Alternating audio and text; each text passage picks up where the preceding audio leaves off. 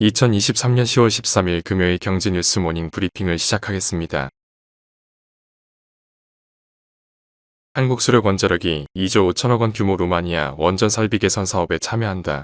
한수원은 12일 루마니아 원자력 공사에서 캐나다 캔두 에너지, 이탈리아 안살도 뉴클리어와 함께 루마니아 체르나부다 원전 1호기 설비 개선 사업 공동 수행을 위한 컨소시엄 협약을 맺었다고 밝혔다. 원전업계에선 원전 수출 사업이 순항함에 따라 원자력 생태계 복원이 앞당겨질 것이란 기대가 커지고 있다. 이번 컨소시엄엔 한전 KPS와 두산 에너빌리티가 원자로 터빈 발전기 개통에 설비 개선을 맡는 한편 일부 기자재 공급을 담당하고 현대건설과 삼성물산은 방사성 폐기물 저장 시설과 업무용 건물 등 인프라 시설을 건설할 예정이다. 다음 뉴스. 한국경제인협회는 11일 국가별 AI 산업 수준을 비교한 글로벌 AI 지수를 분석한 결과 우리나라의 AI 산업 수준은 62개국 중 종합순위 6위인 것으로 나타났다. 세부 항목별로 살펴보면 테크, 정책 부문은 우수한 것으로 조사됐다. 반면 운영환경, 인재, 연구 수준 부문은 다소 개선됐으나 보완이 필요하다는 평가를 받았다. 한국은 AI 관련 특허 수등을 나타내는 특허 부문에서 3위를 기록했다. 미국과 중국에 이어 AI 관련 특허를 가장 많이 보유한 국가였다. 한국 AI 산업의 가장 부진한 부문은 AI 민간 투자였다. AI 기업 수 및 투자 규모 등을 의미하는 민간 투자 부문에서 한국은 18위를 차지해 총 7개 부문 중 최저 순위를 기록했다. 다음 뉴스. 12일 업계에 따르면 최근 삼성 SDI는 세계 4위 완성차 업체 스텔란티스와의 두 번째 합작 공장 부지로 미국인 비엔나주 코코모시를 낙점했다. 국내 배터리 3사들의 북미 공장 증설은 어제 오늘 일이 아니다. 시장 성장세가 둔화하고 있는 유럽과 달리 세계 최대 자동차 시장인 미국은 여전히 견조한 전기차 수요를 보이고 있다. 무엇보다 IRA로 첨단 제조 생산 세액 공제 수혜 효과가 실적에 큰 영향을 미치는 실정이다. 실제 배터리 3사는 최근 IMPC로 분기마다 수천억 원의 혜택을 봤다. 다음 뉴스. 배터리 업계 관계자는 올 상반기 기준 수주 잔고가 수백조 원 쌓인 만큼 생산 능력을 확대해도 이를 상쇄할 수요가 충분하다며 완성차와 합작법인이 들고 있는 만큼 증설도 계속 이어질 것이라고 밝혔다. 중동 전쟁이 격화하면서 비트코인 27,000달러가 붕괴했다.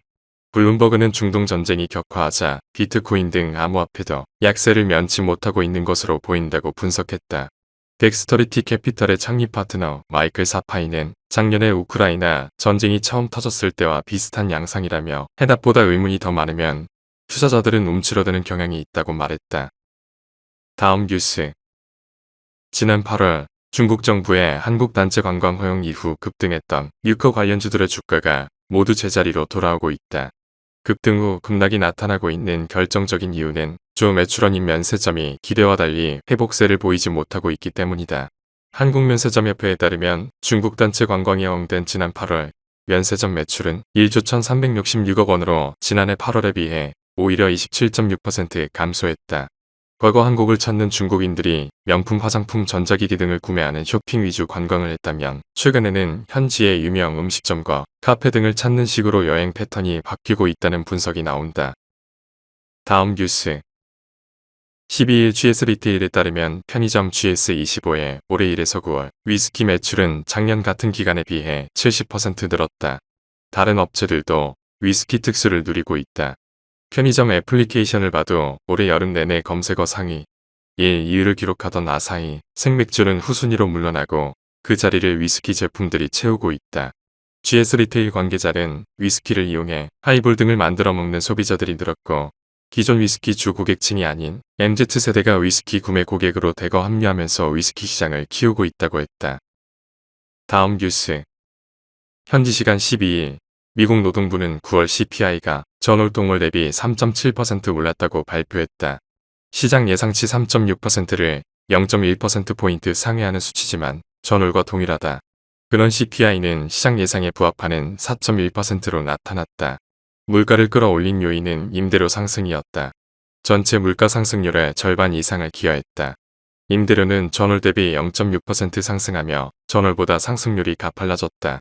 한편 시카고 상품거래소 패드워치에 따르면 연방기금 금리 선물 시장에서는 연준이 11월 FOMC에서 금리를 동결할 가능성을 91.9%로 보고 있다. 다음 뉴스.